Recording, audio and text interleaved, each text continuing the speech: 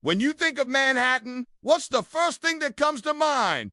Most likely, the sky, a jagged line of glass, steel, and ambition stretching into the clouds. The Empire State Building, the Chrysler Building, One World Trade Center, icons of engineering, symbols of power. But why did Manhattan become the global capital of skyscrapers? What forced the city to build not out, but up? To understand the rise of Manhattan's towers, we have to go back to the ground. Unlike many cities, Manhattan has a special foundation, solid bedrock, especially in Midtown and downtown. This makes it ideal for supporting extremely tall buildings. You can anchor steel beams deep into the earth, giving skyscrapers the strength they need to climb 100 floors or more. And Manhattan needed to go vertical because it was boxed in. An island with limited space, growing population, exploding economy.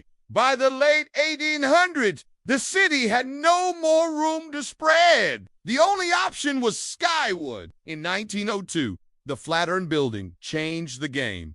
At just 22 stories, it seemed massive at the time. Then came the race for the tallest. The Chrysler Building soared to 1,046 feet in 1930, briefly becoming the tallest structure in the world. Just 1 year later, the Empire State Building claimed the crown, standing 1,250 feet tall, and with its antenna reaching over 1,450 at the time. It was so tall that people called it the Empty State Building because there weren't enough businesses to fill all the floors. But that would soon change. Each new building wasn't just taller, it was smarter. Faster elevators, stronger steel, more efficient floor plans. As Wall Street grew, as media companies rose, as tourism exploded, Manhattan's towers filled up. And after 9/11, when the Twin Towers fell, New York didn't retreat from the sky. Instead, it built back stronger with One World Trade Center, standing at exactly 1,776 feet, a symbol of both rebirth and American identity. A single tower might hold thousands of residents, offices, shops, restaurants, and even schools. Skyscrapers become vertical neighborhoods. Today, Manhattan has over 6,000 high-rise buildings and more than 300 skyscrapers over 500 feet tall. It's one of the tallest skylines in the world. The skyline reminds you of your place in something much bigger. But these buildings aren't just old. They're part of how Manhattan works. For others, it's overwhelming. But either way, it's unforgettable. Known as the urban canyon effect. Tall buildings funnel wind through narrow streets and trap heat during summer. Shadows move differently here. Even the air feels denser. Think about it.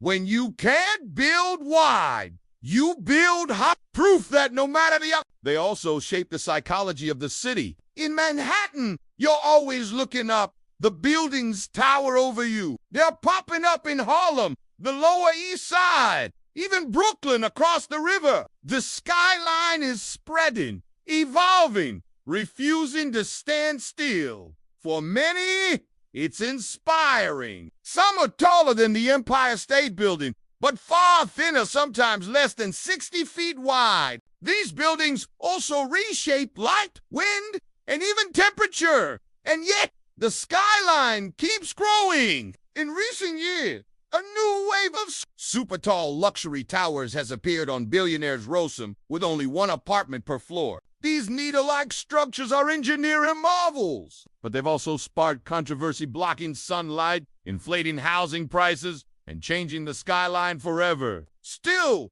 too many of these skyscrapers are symbols of human will. And here's the twist. Skyscrapers aren't just in Midtown or downtown anymore. So next time you gaze at Manhattan skyline on a postcard, from a plane, or standing on a street corner, remember, it's not just a collection of buildings. It's a story of ambition, of limitation, of ingenuity, of steel, sweat, and skyline. And it's far from finished.